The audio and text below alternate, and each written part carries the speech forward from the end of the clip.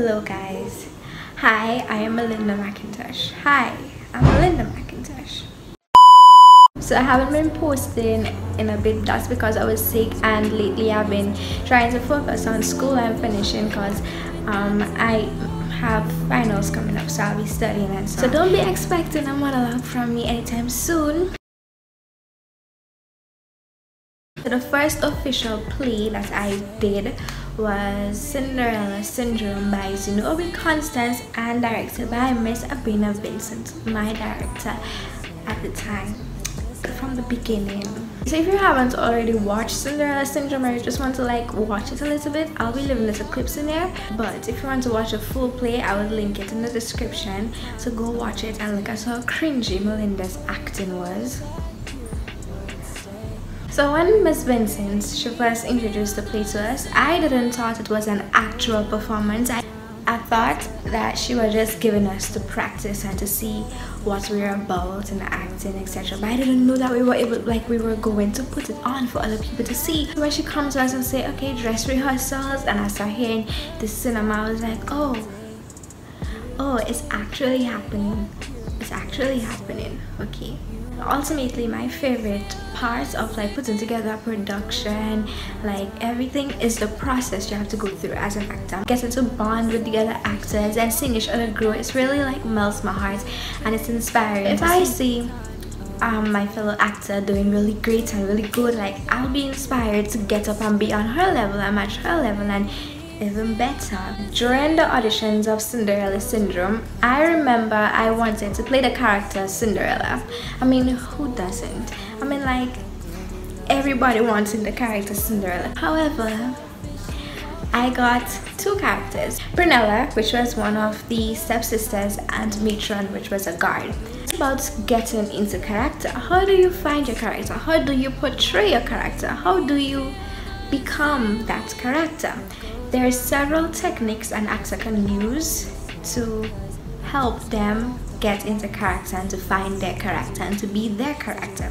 For me, during Cinderella Syndrome, I looked at the Cinderella movies and I observed how the stepsisters were acting and so on. The technique that Miss Vincent told us to do was to look in the mirror and say our lines to get our facial expressions right. However, being completely honest, I did not do that. I tried, like, believe me, I tried to go in the mirror and be like,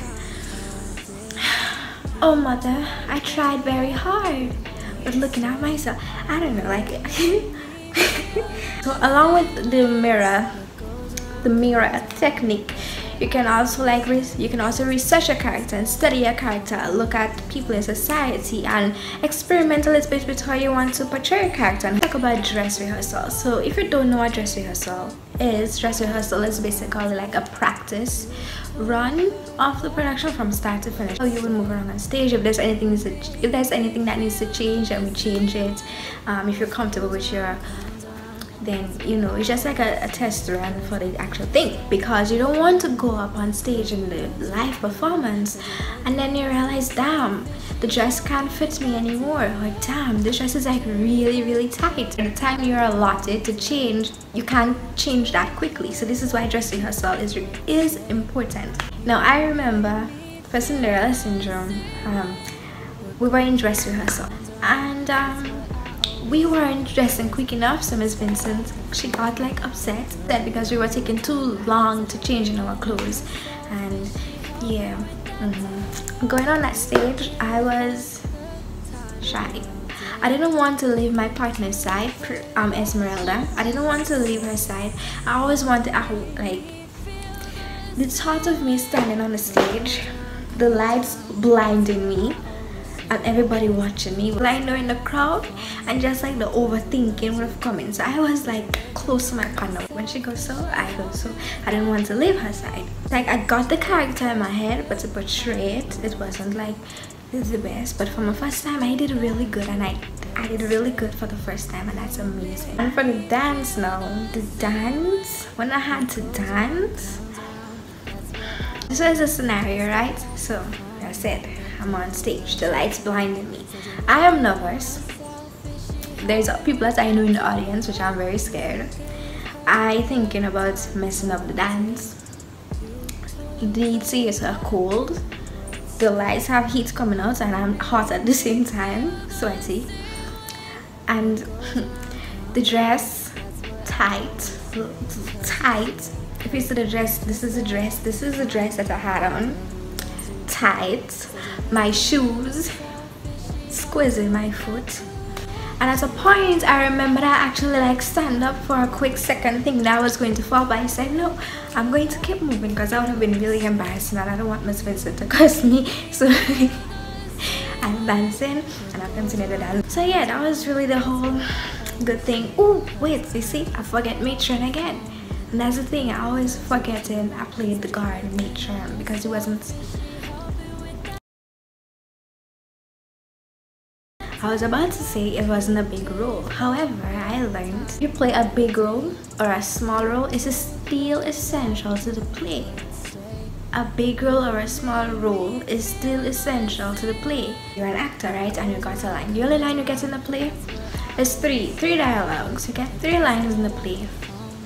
You may be like, damn, I want more, but you never know. Those 3 lines could really be impactful to somebody else, and people could remember you for your 3 lines. So do not ever complain about getting a small part of a play. So I forgot a line in matron, and this is the moment, guys. This is the moment of me forgetting my line. Went to the room and we dressed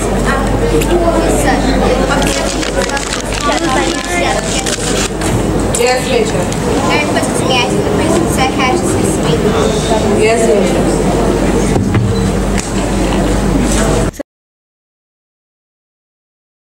So the Agouti style. This is the first. I had to be on stage literally from the start of the play to the end of the play. I couldn't find any clips or anything from that play, from the live performance, but I did find some rehearsal clips and so on, so I put it in there. The character that I played was Compy Dog. My process throughout that, I'm genuinely like a reserved person. I'm not aggressive. The challenge I had within that play was to bring out that aggressive side so that I could portray Dog good. They called me like the little chihuahua because my voice, you see, I'm talking, my voice is very soft. How do I do that with my voice? I don't know how I did it, but I did it. It was a lot to get into that character, you know, to bring out that flame in me. It was a lot. Because if you look at like the last play I did, Cinderella Syndrome, and you'll see me on stage, you could see Milinda on stage, another character, but I really embodied Compy Dog, and that's amazing. And I did that when I speak, and especially for this clip.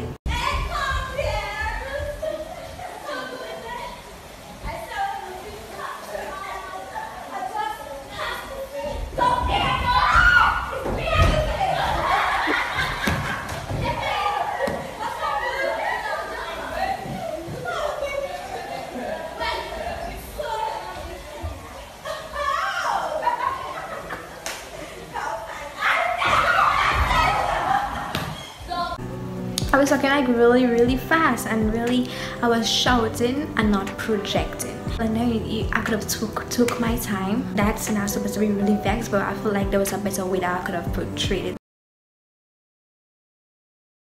This activity where we will find a character. So basically, you walk around the stage, and then she will ask, Miss would like say certain things, so like, what is your character name? Well, I mean, we know our character name, but like, what is it that your character is, what he don't like, to really get you to know your character. Just as how you know yourself, you have to know your character. I remember this one time during rehearsal, I wasn't getting my character. I was really bad and really low, and I was not being the best that I can be.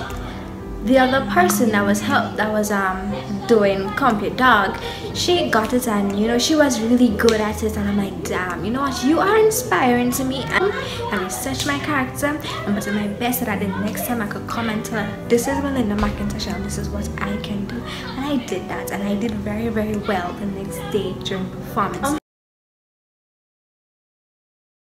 Dwell Invoices, which was a play that we did not put on, but here's some clips of the rehearsal.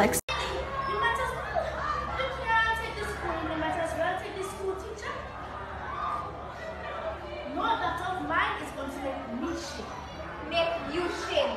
And what about me? If you go in this and cause a scene, you wanna make me feel shame? I'm not going to make a scene. So what you going to do? Beat him up? Tell the principal and him? Don't be rude with me. I will put us something in my own way. I ain't worrying about me, Eric. I with you, I not with you. Look. You know how I feel about you, Matt. You know how I feel. I really want you. You want me, I want my body. It doesn't talk so brave in your mother house. I want in my mother house. Not to went over this before already. No, we have boys over again. Alright. What you want to tell me? He's my number one, right? You is my number one. You want to tell me what just did? What she just did? However, COVID came and it was squashed. That was in 2020, so March 2020. COVID came and then there was nothing, you know. But that's basically my acting journey. Now I'm just like taking it into my own hands and not waiting on a director or whatever for me to get into anything. I'm just doing it by myself. I get some practice when I'm doing that, and I'm making a name for myself. This is just the beginning. Thank you for supporting me. I really appreciate it. I would really appreciate it again if you like this video and subscribe to my channel and share this video with your friends. And yeah, thank you so much for watching. I hope you stayed through and I hope like you learned. Where do you start? You start by getting your experience, You have TikTok, you have all of these social media platforms, and there's a lot of sounds on TikTok that you could use. There's like companies throughout Grenada. You just have to find them, because I know acting is not necessarily a big thing, and theater is not a big thing in Grenada, but still look through, and if you're passionate about something, like break the barriers and just go for it. The short film with Team Lyrical, it's not out and I don't know when it will be out. Moving on. Hello everybody, my name is Milinda. Give it to me like